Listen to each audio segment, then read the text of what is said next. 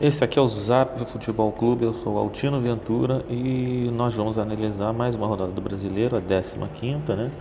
Uma rodada que acabou tendo aquele colorido que eu tinha previsto na rodada passada, né? Uma rodada em que o Santos líder tropeçou, né? O Palmeiras também tropeçou, o Flamengo chegou, o São Paulo chegou, o Inter também deu uma aproximada, enfim. O campeonato começa a ficar mais emocionante a partir de agora, né? Bem, vamos analisar os jogos, né? Nós tivemos então, começando pelo jogo do Santos, né? O Santos líder, né? Acabou perdendo para o Cruzeiro por 2-0, né? A segunda derrota seguida do Santos, né? Aquela situação que eu vinha falando, né? O Santos ele veio comendo por fora, veio subindo de produção enquanto os outros estavam se desgastando por várias competições, e o Santos veio que por fora, atravessando, chegou à ponta do campeonato. Mas a partir do momento que chegou na ponta e ficou visado e ficou numa situação de ter que jogar como líder do campeonato, o time parece que começou a sentir, né? Perdeu o clássico para o São Paulo na rodada passada, né? E agora perdeu o Cruzeiro até de uma maneira muito facilitada, né? Teve uma expulsão logo cedo, né? Mesmo o Cruzeiro estando muito mal, né? O Santos acabou sendo derrotado, né? A vitória foi fundamental para o Cruzeiro, né? Que saiu da zona do rebaixamento, né? Foi beneficiado com os resultados lá da turma de baixo. E o Santos continua líder com 2 pontos, agora à frente do Flamengo, que teve uma vitória espetacular no clássico lá em Brasília, no lotado estádio contra o Vasco, né? 4-1, num jogo em que o Flamengo sobrou e o VAR quase complicou o jogo, né? Com 2 lances de pênalti muito polêmicos, né? A favor do Vasco, e ambos o Diego Alves defendeu, né? E o Flamengo sobrou, né? Com o Bruno Henrique, com o Gabigol, e se aproximou do Santos. Se beneficiou também do empate do Palmeiras com o Grêmio, né? 1-1 lá no Sul, as equipes. O Grêmio poupou parte da equipe, já visando o confronto da Libertadores entre eles mesmos na quarta-feira, lá no Sul também. O Palmeiras foi com a força máxima, estava ganhando o jogo, né? Gol do Dudu de 1-0, mas no final tomou um gol do David Braz, um chute lá do meio da rua, né? Um golaço.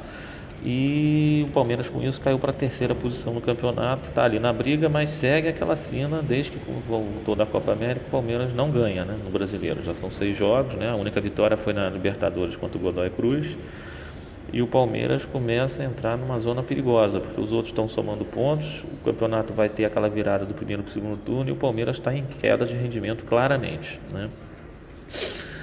A outra equipe que também se beneficiou muito nessa rodada foi o São Paulo. Venceu por 1-0 o Ceará na estreia do Diego Alves, né, e do Ranfran. Inclusive o Daniel Alves fez o gol, né, da vitória, né? Mas numa partida em que o resultado poderia ter tido outros contornos, né? O Ceará fez uma bela partida. O Ceará mostra que é uma equipe realmente que não vai correr risco nesse campeonato. Jogou com muita personalidade no Morumbi, estava perdendo de 1-0, foi para cima, tentou, buscou um empate, poderia até ter conseguido, criou chance, e no final teve um lance extremamente polêmico, para mim o mais polêmico da rodada, que foi um pênalti clamoroso, né, do goleiro do São Paulo, né, que saiu para abafar o atacante que estava entrando cara a cara num golpe de taekwondo, de sei lá de quê, né?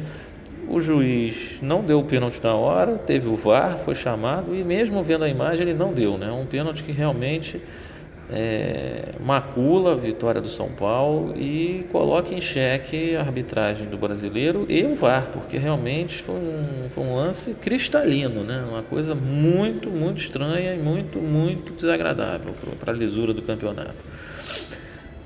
O outro resultado também da turma de cima, que também se aproximou, foi o Corinthians, né? O Corinthians venceu o Botafogo por 2-0 num jogo tranquilo. O Botafogo é um time que demonstra muita fragilidade ofensiva, principalmente quando joga fora de casa. E o Corinthians conseguiu fazer os 2 gols, mesmo sendo uma equipe que não é tão ofensiva. O Corinthians conseguiu fazer os 2 gols, venceu com folga, com tranquilidade, se aproximou da turma da frente. O Corinthians dá mostras que pode brigar por algo melhor, né? O outro confronto que também envolvia a turma da frente foi o Atlético Paranaense contra o Atlético Mineiro lá em Curitiba, com vitória do Furacão, né? O Furacão segurou a ascensão do Atlético Mineiro no campeonato. Era um jogo complicado mesmo para o Galo. E o Atlético Paranaense pode subir ainda mais essa semana, porque vai ter um jogo atrasado contra o São Paulo, né? Um jogo também em casa, e o Furacão tem tudo para vencer e entrar nessa briga aí, embolar todo mundo aí nesse bolo, né? Enfim. Bom, aí tivemos o confronto, um empate do Bahia com o Goiás, de duas equipes que estão no meio de tabela ali, estão naquela faixa de uma certa segurança com relação ao rebaixamento e podendo alçar voos mais altos, uma Sul-Americana, alguma coisa assim, né? Foi 1-1, o Bahia foi prejudicado porque perdeu um jogador cedo no começo do jogo também, assim como o Cruzeiro, né? Ficou com 10, saiu perdendo para o Goiás, mas o Bahia mesmo em casa, com 10, conseguiu mostrar uma certa garra, uma certa força, buscou o empate, que no final das contas foi um pontinho ali que pode ser importante lá na frente, né? Bom, e aí tivemos também o Fortaleza, né, com o Inter o Fortaleza jogando em casa, com o time reserva do Inter, e o Fortaleza já sem o Ceni, né, tropeçou na estreia do Zé Ricardo, né? O Inter conseguiu um excelente resultado, a primeira vitória fora de casa do Inter, né? E com as reservas. E o Inter também está naquela faixa do pelotão da frente, querendo algo mais. A grande dificuldade é que o Inter enfrenta mais duas competições, né? A Copa do Brasil e a Libertadores.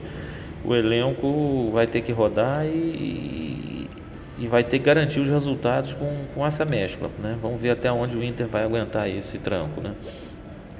E por fim tivemos dois jogos que são os jogos da turma do rebaixamento, né? A Chapecoense venceu o Avaí, né? Uma vitória fundamental no Clássico Catarinense, gol de pênalti. A Chapecoense deu uma subida.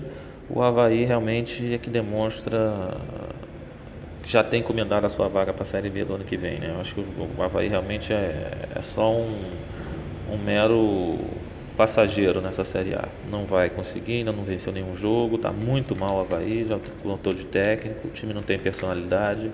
Na rodada passada teve tudo para conseguir ganhar do Cruzeiro, não conseguiu. Eu acho que o Avaí realmente é o primeiro grande rebaixado, né? A Chapecoense, com essa vitória, deu uma subidinha, pode sonhar. Vai ter uma briga grande aí com a turma ali de baixo, né? Com o Fluminense, CSA, né? Que foi o grande jogo aqui no Rio de Janeiro, nessa rodada, né? O Fluminense levou um bom público ao Maracanã, a diretoria convocou, era o jogo da virada, era o jogo que o Fluminense poderia se afastar, né, da zona, enfrentando um concorrente direto na luta do rebaixamento. O Fluminense foi muito mal, perdeu para o CSA, um jogo desastroso, resultado terrível, coloca o Diniz na berlinda. E é aquela coisa que eu vinha falando, né? O Fluminense é um campeonato de pontos, né? Um campeonato de pontos ganhos, né? Não é de beleza, não é de jogo vistoso, não é de posse de bola, não é de iniciativa de jogo propositivo. E o Fluminense não entendeu isso ainda. O Diniz demonstra muita fragilidade ainda como treinador. Foi assim também no passado com o Atlético Paranaense, em que vinha muito mal, né? E só depois que ele saiu é que entrou o Thiago Nunes, o Atlético Paranaense decolou, garantiu vaga para a Libertadores, foi campeão da Sul-Americana, né? Continua esse ano bem, né? Então assim, e com o mesmo elenco. Então o Diniz realmente ele tem que rever seus conceitos, né? Ele não pode ser tão inflexível em certas posições, e os times têm que agredir mais, né? Finalizar, não adianta só ter posse de bola. A situação nesse muito difícil. Bom, semana que vem, para a gente concluir, temos aí dois jogos que são os jogos que eu chamo a atenção, justamente envolvendo os dois times cearenses, né? O Santos pega o Fortaleza em casa, né? O Santos que é o líder, né? E o Flamengo joga com o Ceará lá, né? Pode ser um jogo, os dois jogos envolvendo aí, pode haver uma mudança de liderança no campeonato, desde que o Flamengo vença e o Santos tropece, né? Enfim, vamos aguardar. São os dois jogos que eu sugiro ficarem de olho para a semana que vem. E deixo a pergunta: o que vocês acham O Santos vai conseguir segurar essa pressão e o pelotão que está vindo atrás de concorrentes pelo título? Forte abraço.